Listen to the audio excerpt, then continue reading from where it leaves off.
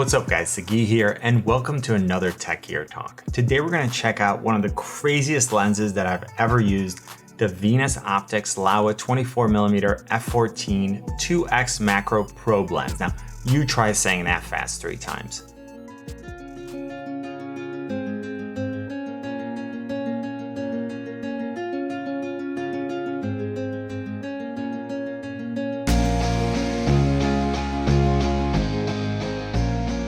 Most likely this lens looks different than any other lens you've ever used, and it has some really cool features. I've been using this lens for a few months now, and I initially got it because I had some very specific ideas of what I wanted to do with it. And these are things that I couldn't do with any of my other lenses, so it was a good time to try something new. To start out, let's go over the specs of the lens, and we have full metal housing. It weighs right under a pound. It's designed for a full frame sensor, and the one that I got is an EF mount. But they also make this lens in other mounts like the Sony E, PL, Nikon F, and Pentax K. The lens is fully manual, so there's no autofocus and no ability to control aperture electronically, so you need to use the manual rings on the lens, which are declicked and are super smooth. It's a 24mm prime, which is really wide for a macro lens, but ends up giving you a really cool perspective. Now, when I first saw the aperture range, I had to do a double take. It's f/14 to f/40, meaning f/14 is the widest it can open.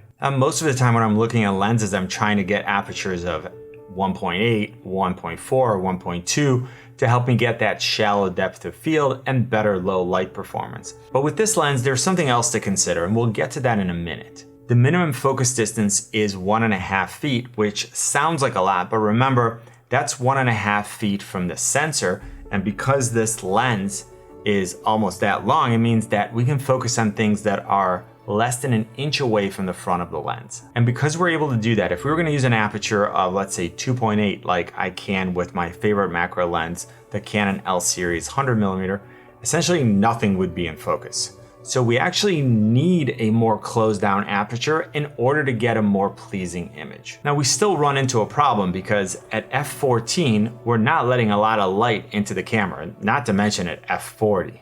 And this means that you need a lot of light, and I mean a ton of light, to get usable footage. Now, this isn't usually a problem outside, but in the studio, I was blasting it with light and I was still having to bump up my ISO. But when we combine f/14 and a wide field of view of 24mm, we end up with a really cool effect where we're close, but then at the same time we're wide, and we get this very unique perspective. And this was true for some of my underwater shots, underwater shots? Yeah, the front of this lens is completely waterproof, so you can submerge it and then shoot subjects that are underwater. And this is where my history with saltwater tanks and reef keeping came into play, and I immediately knew what I wanted to shoot.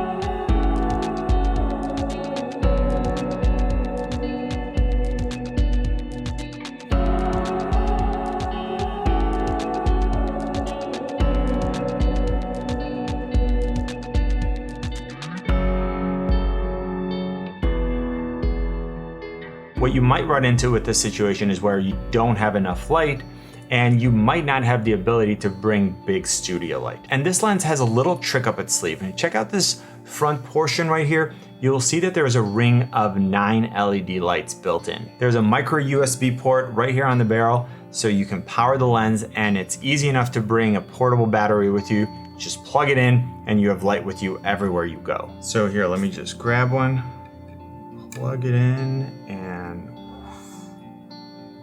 come on, that's pretty sweet. And these are super bright. And I believe the lens now ships with a dimmer micro USB cable, although mine didn't come with one. And if you plan on using these lights, you definitely want a dimmer because it's going to give you a lot more control for different shooting conditions. Going back to perspective, the lens is really narrow, so it lets you not just get close to things, but also from an angle that is different from traditional macro lenses. Here are some more shots that I got using this lens. It was a lot of fun to work with, and it was pretty challenging at times.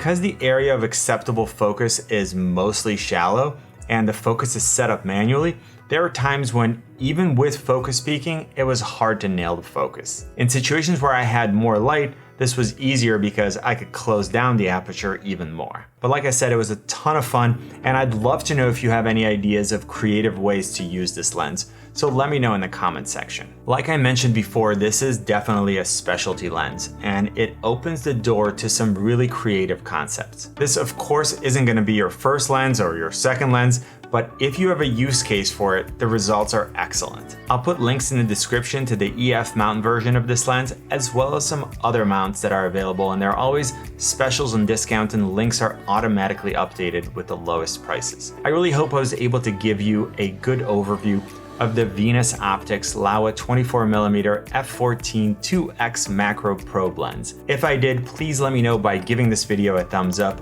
tweet it, share it, and if you haven't yet, join the community by hitting the subscribe and notification buttons. You can always find me on Instagram, Twitter, and Facebook at Tech Gear Talk, and you know what I always say, buy it nice or buy it twice. Good luck, and see you soon.